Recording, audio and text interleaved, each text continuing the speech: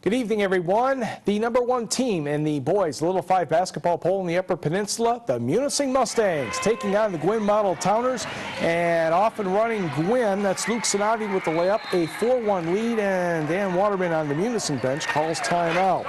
For the Mustangs, Andrew Kelto, Zach Boucher with 2 of his 17. Gwinn still has the lead at 6-4. Next on the break, James Cornelius ahead to Owen DeVoe.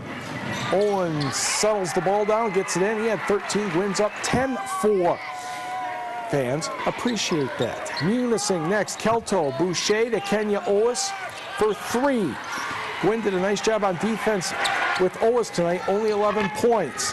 Next, Cornelius, the bounce pass to Justin Nyquist for the floater. Puts it in. Gwinn led 16-9 after 1. To the second. Dan Waterman still not happy with his team, but he gets a good basket here. Joey Richardson will get the rebound and the putback plus the foul. Gwinn had cut it to led 16-11, but Munising a big second half. Mustangs go on to win 49-35. In fact, Gwinn only had 1 point in the fourth quarter. Let's go to Menominee County, where a battle between 9-2 Bark River Harris and 8-1 North Central in the red.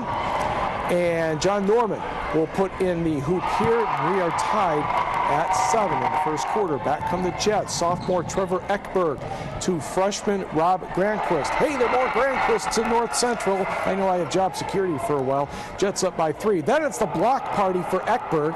Not 1, but 2 rejections. And then Bark River Harris says, you know, we should try a 3. Probably a good idea. Cody Londo for 3. Jets still lead at 14-12. And here come the Jets again. Cody Whitens will drive, spin, fade, and the Jets led 17-12 after 1. Broncos rally for a 7-point lead, but North Central would come back and win this one 47-44. Let's go to the scoreboard. Carney-Nadeau, a big night for their 2 big guards. Lucas Morrill, 35, Wade Shutter, 22. Wolves, 78-63 over Forest Park. Brett Bransford with 19 points and 18 rebounds for Mid-Peninsula, but North Dickinson guts out a 47-45 overtime victory. Superior Central, 62, Rapid River, 32, Negaunee, 65, Manistee, 41. Shawano turns back to Menominee, 60-46. Ryan Richard has 21 for West Iron County. Wycons win by 2, 53-51 at Norway. John Gravold had 21 for the Knights. Adam Mackey, 35 for Ironwood. However, the Castle Guards of Washburn win 76-65. No report yet from Bessemer and Bayfield. Solon Springs lights it up for 86. Wakefield-Marenisco at 62. And Dollar Bay's in the win column, 52-35 over Lakeland and Hubble. Speaking of the Copper Country, let's go up there right now. Hancock against Chassell. And we will pick up the action in the fourth quarter. Alex Almquist to Luke Paul. Positions his body and puts it in. And Hancock will go on to win 45-31. The Bulldogs outscored the Panthers 17-2 in the fourth quarter. Hop in the car. Let's go to Jeffers, or Painesville if you prefer, for Watersmeet and the Jets. Christian Garrison handoff to Peter Levenzi for the layup. Jeffers, though, leads 21-15. Later for Jeffers, it will be Ethan Kinnunen to Troy Kinnunen. And the lefty knocks down the jumper, and the Jets lead by 8. Just before the half, it'll be the Kinnunens hooking up again. This time, Troy will actually find Kyle Leto for the layup. A 26-15 margin at the half, and the Jets take this one 51-38.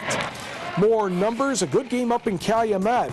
Copper Kings led by 10 at the half, but Houghton comes back to win 60-55. Brian LaBarge had 20 for the Gremlins, 14 in the second half. Copper Kings led by Andy Stieber, who had 30. Ewan Trout Creek paced by Dylan Gordon's 21 over Lance, 76-36. DJ Chartier had 23 for Baraga in the 47-41 win over Republic-Michigamme. Brimley 50, Pickford 39. Cedarville no trouble with Engadine. It was Detour over Northern Michigan Christian 47-42. St. Agnes upends number 3 in the Big 5 poll, Rudyard 63-54. Curtis St. Louis had 30 for the Saints. Sault Ste. Marie 72, Rogers City 33. Cheboygan, that should say Cheboygan 64, Newberry 50, and in overtime it was Big Bay to knock 54 and Hannahville 48. Again, that was in overtime. And Niagara defeated Lena 56-42. To girls basketball, Houghton taking on Kingsford and the Gremlins gym. Mary Gerard will be a little short, but that we call that a high lob to Joey Carroll for the putback. Gremlins lead 3-0 after the free throw. Next, for the orange and black, Hannah Hill to Addie Greer-Welch to Taylor Dillinger. And Taylor just lined up for the three and bangs that one home. It's a 7-0 Houghton lead. Kingsford next, Courtney Qualley to Andrea Roll for the hoop +1. Free throw also good, so the Flivers are on the board, trailing 7-3. Then Carroll will get the ball over to Gerard, and her shot will be just a little short, but Greer-Welch is there for the putback. And even though Libby DeClark will get the outside shot over from, I should say, Qualley will make the outside shot here. Houghton is your winner, 61-40. Go in, basketball, go in. There it is, and down it goes. Menominee visiting Marquette tonight, and it was not a pleasant night for the Maroons. We'll pick it up in the second half.